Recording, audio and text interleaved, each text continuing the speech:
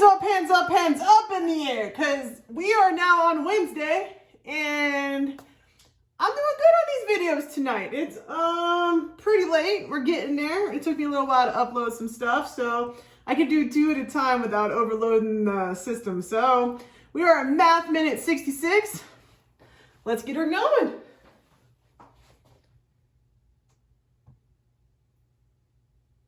There we go. Let's see how many we can fit up there. And you know what I'm missing? I'm missing, oh, hold on. I'll just take those away. So that way I got what I need. I forgot to put my piece of paper up. So I got my ginormous Post-it note. There we go. That one is almost done. Now it's on the floor. All right, so we're gonna put this back up. I'm gonna try and do my best not to write on it. And I got 5. 1, 2, 3, 4, 5. And I got 2 more colors left. Let's go green. I'll leave black for last. So we got 1, 2, 3, 4, 5. I had to put the other stuff over here. So now we got a good idea about where we're at. So number 1, 4 squared. So how do we figure out 4 squared? When we're looking at this, we have a base of 4, and we're repeating that base twice. So that's going to be 4 equals what? What's my function in the middle? My function in the middle is going to be add, subtract, multiply, divide. Which one? Multiply. So 4 times 4, because I'm feeling frisky, because it took me like an hour to get those uploaded tonight, those first 2. So ready? We're gonna skip count. 4, 8, 12, 16. Yes. And just to be on the safe side, let us go ahead and 4 times 4, 16. That is correct. Remember, you have the base, you repeat it, and how many times you write it down. And guess what? And we got a reward for being so good on the first one by getting the second problem is a PEMDAS problem. Let's get ready to rumble with PEMDAS. We have 5 plus 2 parentheses, 4 plus 1, close parentheses. So I'm going to put that over here because we're going to need some room to work that stuff out. So I'm going to put it here. So we got 5 plus 2, parentheses, 4 plus 1 equals. Now, as PEMDAS go, we got to go over PEMDAS again. The more you hear it, the better you're going to remember it. So you got parentheses, exponents, multiplication, division, addition, and subtraction. That's the order we got to do our functions in. So our first one is parentheses. Do I got parentheses right there? Do I have some brackets? Heck yeah, I do. I have 4 plus 1. So we're just going to go ahead and count that one. Ready? 4 plus 1, 5. So right here, because remember, we're trying to make this into a tornado, right? Make it smaller and smaller. So we're going to do that one first, 4 plus 1. It's inside the parentheses. So then it becomes 5, a 2 right there, drop down my 5. You got to make sure that you drop everything down except for the one, you get to change this because you did that part of the problem. So you're all set. Next one, do I have any more parentheses? Technically, yeah, but there's really nothing more I can do with that right this second. Exponents. Do I have any of these little numbers? Any of these scripts?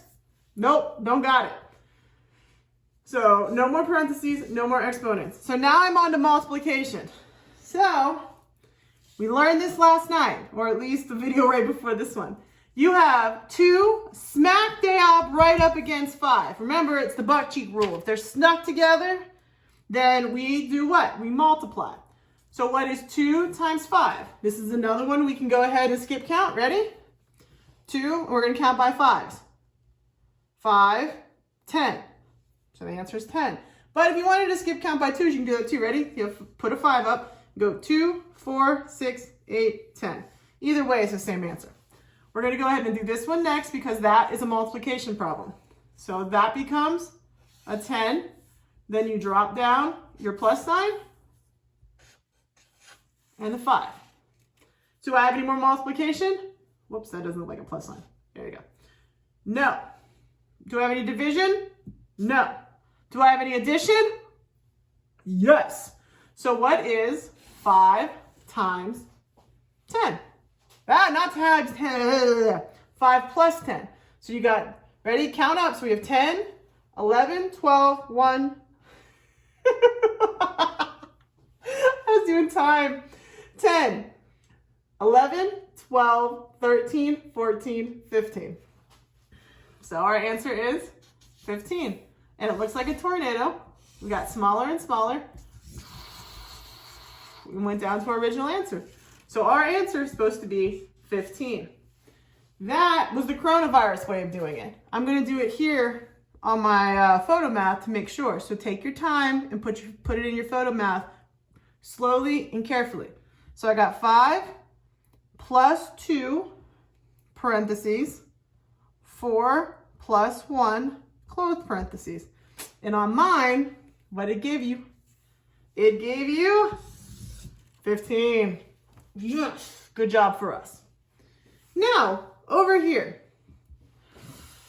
Okay, we're gonna do it both ways because I got the time. And I only got one more video after making this one this week, so I feel very, very, very up on this week so far. I'm excited. So what they want you to do is they want you to say 5 1/2 is equal to what type of fraction. All right, so I'm sure you've seen this before in the past. Let's do the coronavirus, let's do the tool way first, and then we'll do the coronavirus after that.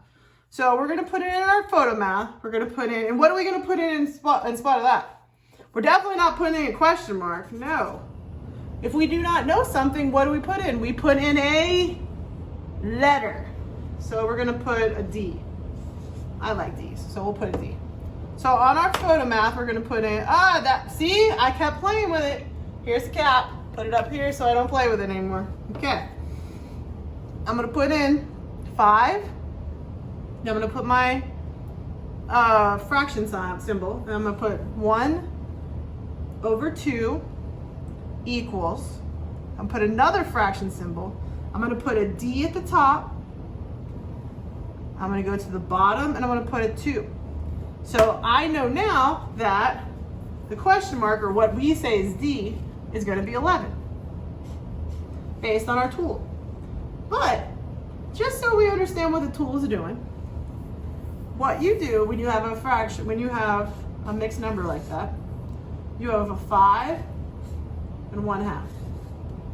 We're gonna write this another way because you can put these numbers up here, or you can put this number up here, and then we'll go ahead and do what? Figure it out. I'm gonna show you what it really looks like. So this number, this measurement right here looks like this. Okay, so you have a circle, it's cut in half, and both sides are filled in. You have a second circle, both sides are filled in. You have a third circle, both sides are filled in. You have a fourth circle, both the sides are filled in. You have a fifth circle, you have both sides filled in. Then you have one last circle, but only one side is filled in. This is the visual graphic of what that is. So, what are we gonna do? What we're gonna do is we're gonna count up all the pieces and put all those pieces on top. You ready? Because really, we wanna get rid of that 5. The point is they're asking you to get rid of the 5. So if we're gonna get rid of that 5, we gotta put all those parts on the top. So ready? 1, 2, 3, 4, 5, 6, 7, 8, 9, 10, 11. So, were they right? Is 11 go on top? Yes, it does. So, we're going to go ahead and we're going to put, instead, we're going to put 11/2 is our answer. See? It's not hard. It's actually fairly easy. Because all you had to do is say, I had 5 shapes, which was pretty much filled in. And then I have 1/2 left. So I've got one side, I have 1 part, 2 part, 3 part, 4 part, 5 part, 6 part, 7 part, 8 part, 9 part, 10 part, 11 parts of a graphic that's cut up into 2. So, perfect. Okay. So, number 4. This one's looking pretty tough. So I think we might need some help on this one. Let's go ahead and bring in our friend. She's way back here though. So we gotta turn her up a little bit. All right, so let's try to figure out what these two terms mean first. Alexa, what is a geometric sequence? In mathematics, a geometric progression, also known as a geometric sequence, is a sequence of numbers where each term after the first is found by multiplying the previous one by a fixed, non-zero number called the common ratio. For example, the sequence 2, 6, 18, 54 is a geometric progression with common ratio 3. Excellent. Alexa, what is an arithmetic sequence? Here's what I found on reference.com. An arithmetic sequence is a sequence of numbers where there is a definitive pattern between the consecutive terms of the series. In general, arithmetic sequences can be represented by x equals a plus d. Okay, so on number 4, we have 1, 2, 4, 8. What Alexa just tried to tell us is that a geometric system takes the two numbers and you times it. If you times that number by the number before it, it becomes the next number, and the next number, and the next number. So this is more of a time situation. If it is arithmetic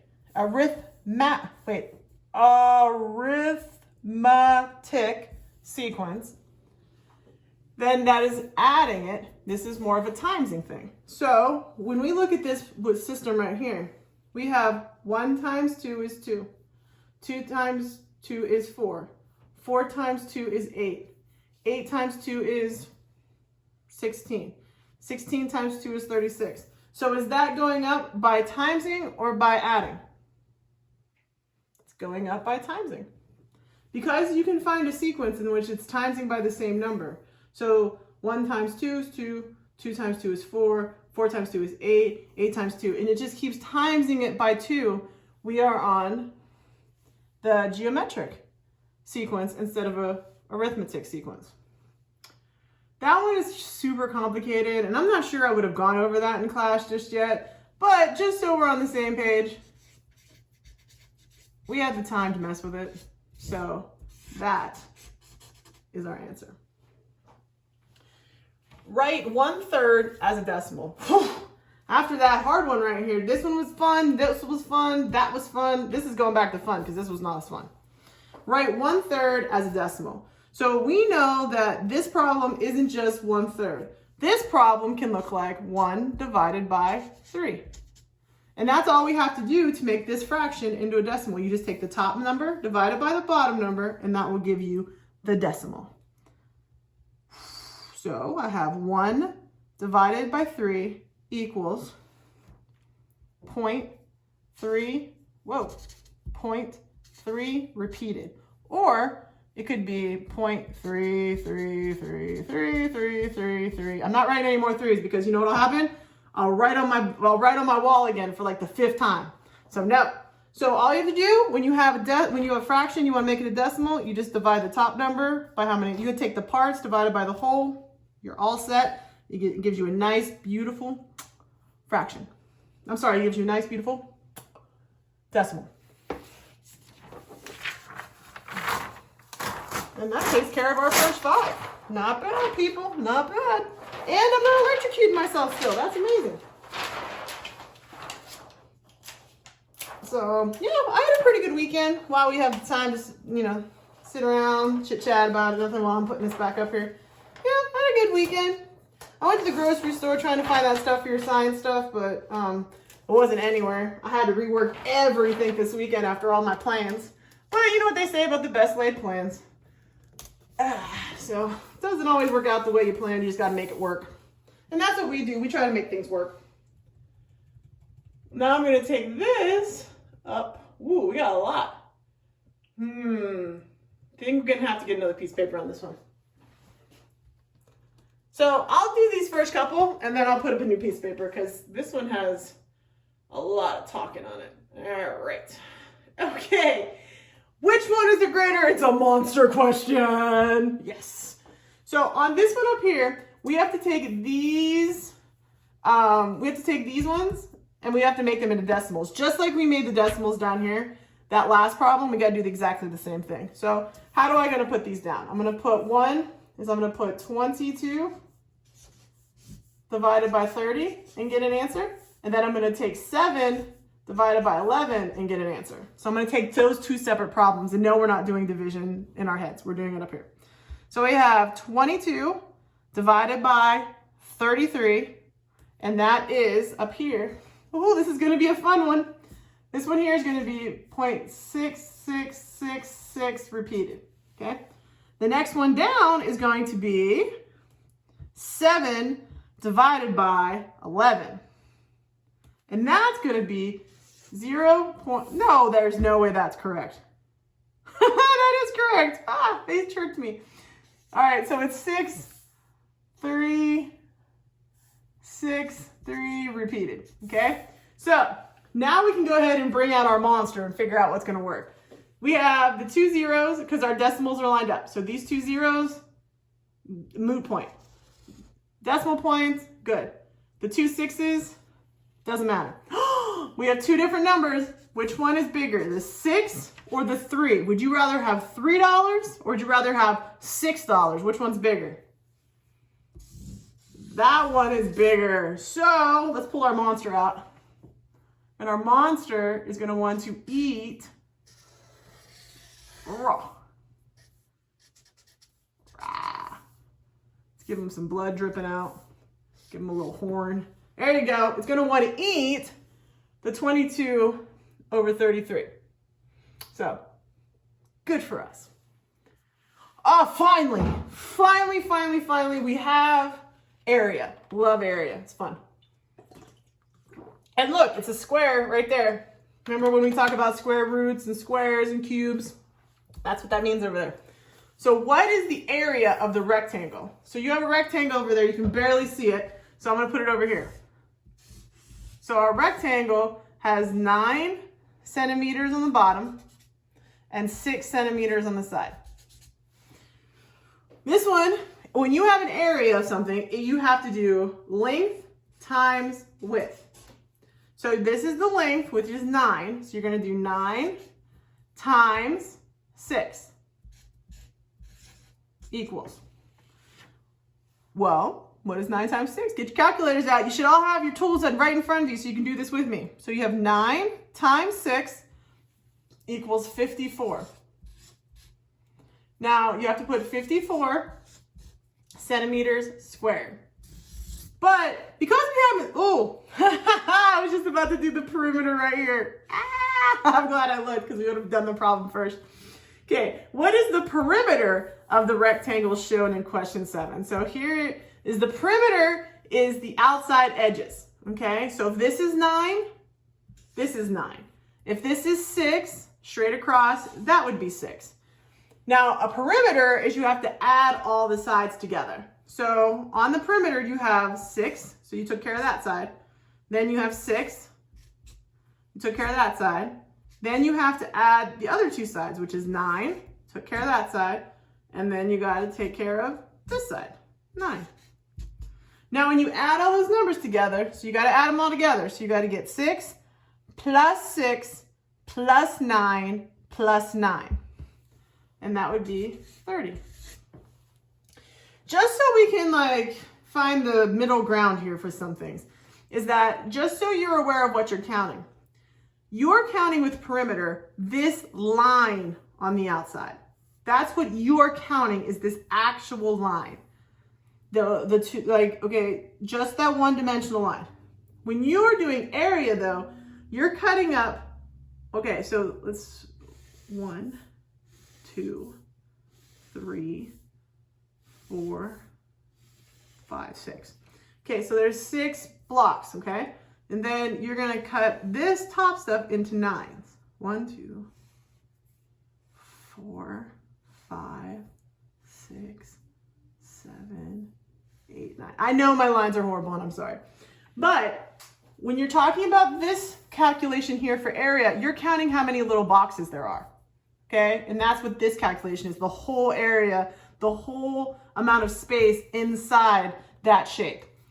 When you're doing perimeter, on the other hand, you're literally just doing, you're putting all the lines. So you're going to do that line plus this line plus this line. Okay, that's what you're doing down here. You're adding just the outside lines. That's why it's just irregular centimeters. When it's centimeters squared, you're counting all those little squares that fit inside that actual figure. That's what we're doing. And considering I can't even see that, we're gonna call this paper taken care of. All right. And I'm gonna have to talk to Dr. McKay and get me back in the building eventually.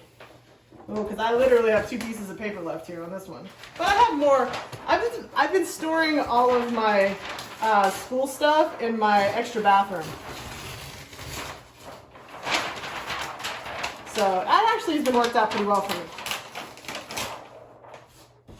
I'm glad I have it. Okay, so I'm going to put this back up. Okay, here we go. Let's go ahead and get that last 2 done. Okay, so here's the last one. I'll put it up top so that way I can use that other side when I finish the next one. Circle the answer that is equal to 5.128888888 repeated.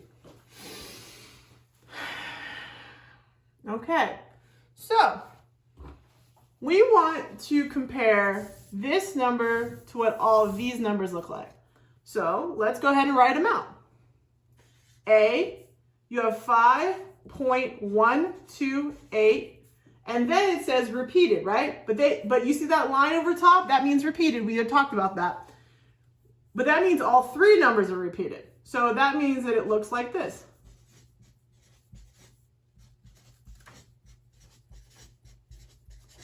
See? And it goes all the way across my kitchen, all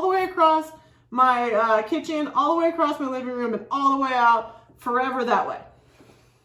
So does this number the same as this one? Because it needs to repeat the 8. No. So A is out. Now let's go to B. B looks like this. 5.12. It has no 8s, but it's repeating both those numbers, the 1 and 2. So, whoa. Okay, now is this number the same as that number, repeating the 8?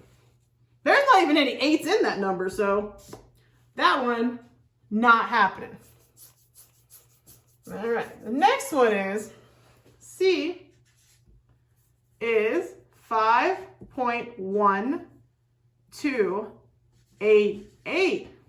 Now, here's the problem with this one, is that this one should technically work.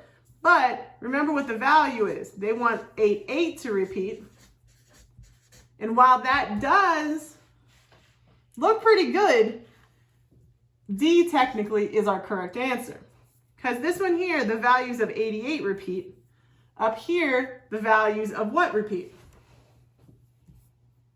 5.12888. And I'm going to run out of paper. This one here is the one we're looking for because you're getting 5 correct, 1 correct, 2 correct, and then it repeats the 8. 8, 8, 8, 8, 8, 8, 8. That's what we're looking for. So technically, our answer on this one is D. I can understand why you would pick C, so I would kind of accept C or D on this problem because this was kind of petty.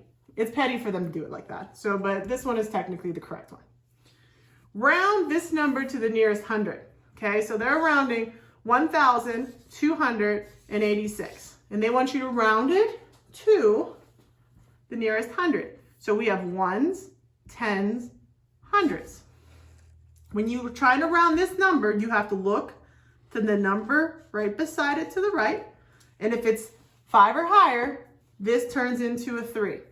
If it is lower than 5, then it stays a 2. So let's get our fingers out. You ready? So we're looking to see if this number is 5 or higher. 1, 2, 3, 4, 5. We haven't heard 8 yet, so it's already 5 or higher, but 6, 7, 8, yeah. So it is definitely higher.